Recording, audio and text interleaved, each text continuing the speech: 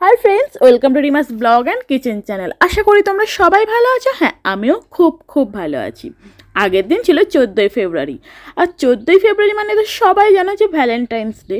আর ওই দিনই কিন্তু বিদ্যার দেবী সরস্বতী পুজো ছিল। আর এই বছরে কিন্তু আমাদের প্রথম সরস্বতী পুজো ছিল।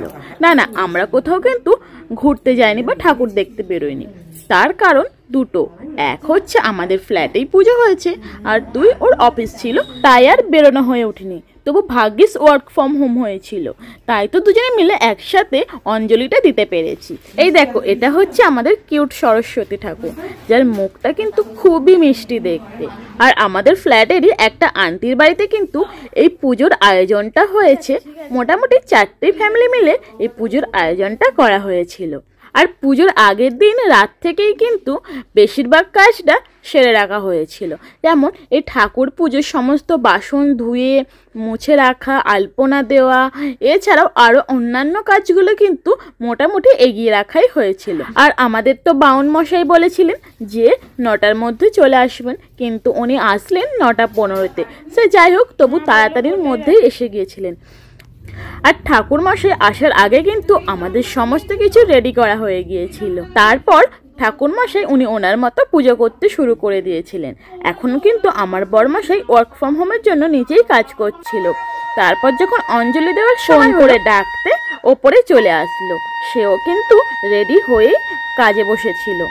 আচ্ছা, কাদের কাদের বাড়িতে সরস্বতী পুজো হয় আমাকে কিন্তু অবশ্যই কমেন্ট করে জানিও।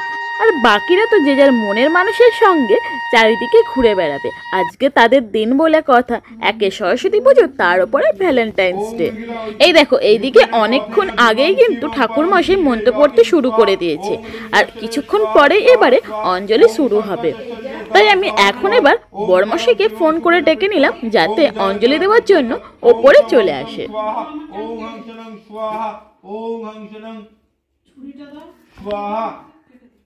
दुःख सुखम दुर्बाणां ग्रेणं देवी तत्विनिरास्तं सर्वतं ओम दुःखं सरस्वती पुष्पमाल्यं ओम सूत्रं ग्रथितं माल्यं निवेदितं ओम पुष्पमाल्यं सरस्वत्यै ओम अष्टवचराय ओम श्री सरस्वती देवा ओय नमो ओम श्री नमो नमो वेद वेदांग वेदांत विद्या स्थानव एवच एष सचंदन पुष्प बिल्लपत्रांजलि ओय सरस्वत्यै महाभागे विद्ये कमललोचने विश्वरूपे विशालाक्षी विद्यां देहि नमस्तुते नमो जय जय देवी चराचर सारे कुचजुग शोभि। সবার অঞ্জলি দেওয়ার পরে এই রকম প্লেটে করে সবাইকে কিন্তু প্রসাদ দিয়ে দেওয়া হলো।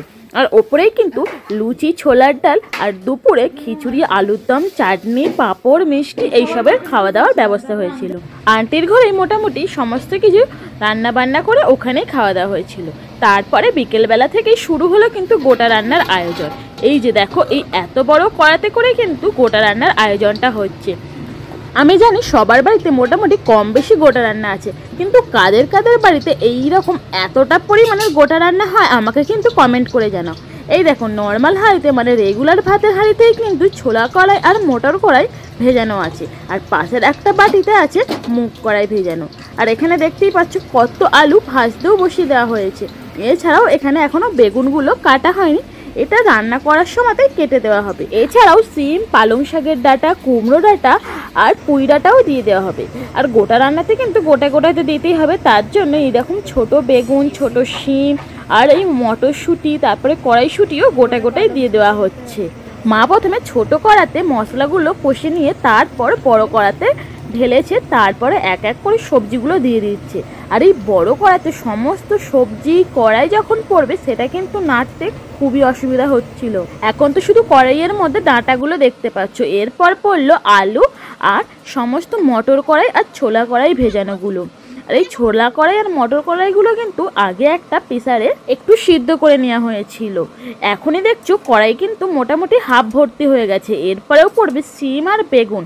তাহলে বুঝতেই পারছো কতটা পরিমাণে গোটা রান্না হচ্ছে। আর এইরকম সবজি ভর্তি এক কড়াতে খুন্তি দিয়ে নাড়াচাড়া করতে কিন্তু খুবই অসুবিধা হচ্ছিল, কিন্তু কিছু করার নেই, একটা বড় ঢাকনা দিয়ে চাপা দিয়ে রান্নাগুলো হচ্ছিল যাতে সমস্ত কিছু সিদ্ধও হয়ে যায়। আর সিদ্ধ হয়ে গেলে সবজিগুলো একটু নরম হয়ে যাবে, তাহলে কড়াইয়ের মধ্যে আর ভর্তি হয়ে যাবে না। মোটামুটি অর্ধেক কষানোর পরে পরিমাণ মতো নুন আর চিনি কিন্তু দিয়ে দেওয়া হলো। তারপরে আরও একবার নাড়াচাড়া করে দিয়ে দেওয়া হলো বেগুন। আর একটা কড়াইয়ের মধ্যে যেহেতু অনেকটা হয়ে যাচ্ছে সমস্ত কিছু সবজি নিয়ে, তাই মা আলুগুলো অন্য কড়াতে বসিয়ে দিল যাতে আলুগুলো একদম ঘেঁটে না যায়। এমনিতেই অনেক আলু অলরেডি নরম হয়ে গলে গেছে। এরপর কিন্তু ভাজা শিম দিয়ে দেওয়া হলো কড়াইয়ের মধ্যে। মানে তোমরা বুঝতেই পারছো পর পর দুটো কড়াতে করে গোটা রান্না হচ্ছে। আচ্ছা, কে কে এই গোটা রান্না খেতে পছন্দ করো আমাকে কিন্তু কমেন্ট করে জানাও। আমার তো ভীষণ ভালো লাগে, শুধু আমার না, আমাদের সবারই বলতে গেলে এই গোটা রান্না খুব ভালো লাগে। এই দেখো, কথা বলতে বলতে কিন্তু এক কড়া গোটা রান্না হয়ে গেল। তোমরা দেখতেই পাচ্ছ গোটা রান্না থেকে কিন্তু ধোয়া উঠছে। আর এই গোটা রান্না কিন্তু বেশিক্ষণ আর ফেলে রাখা যাবে না। এরপরে একটা বাটি নিয়ে বসে পড়তে হবে গোটা রান্না খেতে। বাড়িতে প্রত্যেকদিন যতই গোটা রান্নার মতো করে ডাটা চচ্চড়ি বা যাই হোক না কেন, সরস্বতী পুজোর সময় এই গোটা রান্নার টেস্ট কিন্তু পুরোপুরি আলাদা। যাই হোক, আমি তো এবার বসে পড়লাম বাটি নিয়ে গোটা রান্না খেতে।